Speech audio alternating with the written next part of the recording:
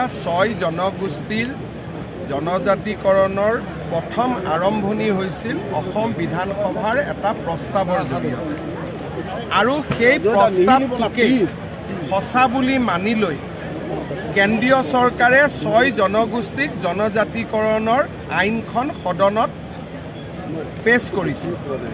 যেতিয়া তেওঁলোকে সদনত আইনখন পেশ কৰিলে তাৰ পিছত আমাক তেওঁলোকে লিখিলে যে বিধানসভাত আপোনালোকে যিটো প্ৰস্তাৱ লৈছিল তাক কেনেকৈ আপোনালোকে ইমপ্লিমেণ্ট কৰিব পাৰে তাৰ মডেলিটিজটো আমাক দিয়ক। তেতিয়া আমি বিধানসভাৰ প্ৰস্তাৱটো প্ৰথমবাৰ খুলি চালোঁ।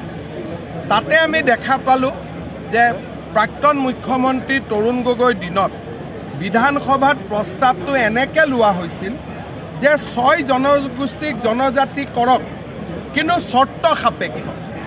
চৰ্ত সাপেক্ষ কি যে পুৰণা জনগোষ্ঠীখিনিৰ কোনো ক্ষতি হ'ব নোৱাৰে। এতিয়া পুৰণি জনগোষ্ঠীখিনিক আমি মাতিলোঁ, তেওঁলোকে ক'লে আমাৰ ক্ষতি হ'ব। এতিয়া বিধানসভাৰ প্ৰস্তাৱ অনুসৰি আমি পুৰণা জনজাতিখিনিক কোনো ক্ষতি কৰিব নোৱাৰোঁ। এতিয়া এই অদ্ভুত সিদ্ধান্ত এটা আমি কেনেকৈ ৰূপায়ণ কৰিম? গতিকে এপ্ৰিললৈকে আমি প্ৰচেষ্টা চলাম। এপ্ৰিললৈকে যদি আমি 2টা জাগাত সমন্বয় স্থাপন কৰিব নোৱাৰোঁ তেতিয়াহ'লে আমি বিধানসভাত এই প্ৰস্তাৱটো আকৌ এবাৰ লৈ গৈ কংগ্ৰেছ দলকে সুধিব লাগিব যে আপোনালোকে এই প্ৰস্তাৱটো কেনেধৰণে লৈছিল আৰু এইটো কেনেকৈ কৰিব পাৰি, আপোনালোকে আমাক পৰামৰ্শ দিয়ক।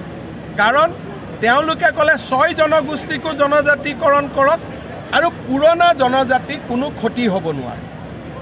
এনেকুৱা প্ৰস্তাৱটো কোনেওতো বাস্তৱত কৰিব নোৱাৰে। তথাপিতো আলোচনা কৰি আমি কিছু ঐক্যমতত আহিছোঁ।